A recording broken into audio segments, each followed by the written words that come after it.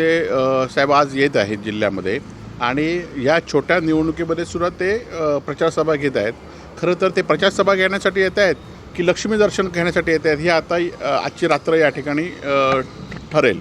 परंतु त्याचबरोबर एकनाथ शिंदेंनी गेल्या वर्षभराच्या कालावधीमध्ये किंवा आपल्या 2.5 वर्षाच्या उद्धवजी मुख्यमंत्री केल्यानंतर काय कामं केली, या शहरासाठी कुठला विकास निधी दिला ते जाहीर करावं.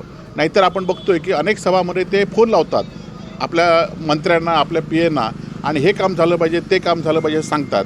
म्हणून त्यांनी आपण गेल्या 3.5 वर्षामध्ये काय निधी या मालवण शहरासाठी दिला, कुठली अपूर्ण कामं पूर्ण केलीत, याचं खरं तर आपल्या भाषणामध्ये सांगितलं पाहिजे.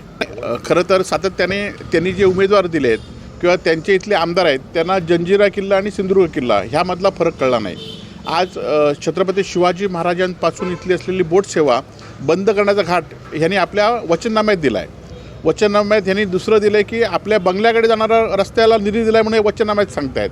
म्हणजे किंवा आता पर्सनेट जे आहेत, पर्सनेट धारक यांच्या विरोधात इथली मच्छीमार जनता सातत्याने आवाज उठवत आहेत. अशा पर्सनेटला सहदेव बापर्डेकर म्हणून आहेत ज्यांच्यावर LED आणि पर्सनेटचे गुन्हे नोंद आहेत, अशांना त्यांनी उमेदवारी दिलीत. याबद्दल काय बोलणार आहेत का? याबद्दल ते पोलिसांना फोन करणार आहेत काय की हे पर्सनेट धारक आहेत, ह्यांच्यावर कारवाई झाली पाहिजे, उद्या ह्या पारंपरिक मच्छीमारांना न्याय कोण देणार आहे? त्यामुळे हे विषय त्यांनी घेतले पाहिजेत असं माझं आपल्यामार्फत त्यांना आव्हान आहे. खरं तर राणे चा पराभव 2दा वेगवेगळ्या निवडणुकीमध्ये झाला होता. कालच्या निवडणुकीतला विजय हा फक्त आणि फक्त पैशामुळे झाला हे सगळ्यांना माहिती आहे. आणि ते पैसेसुद्धा रवींद्र चव्हाण यांनीच दिले होते.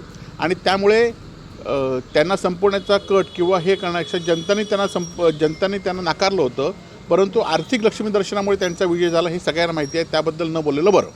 नाही, आता ह्या लोकांना आता खरं तर आपण बघितलं असाल की लक्ष्मी दर्शनामध्ये भारतीय जनता पार्टी जास्त देत आहे की शिंदे गट जास्त देत आहे, हा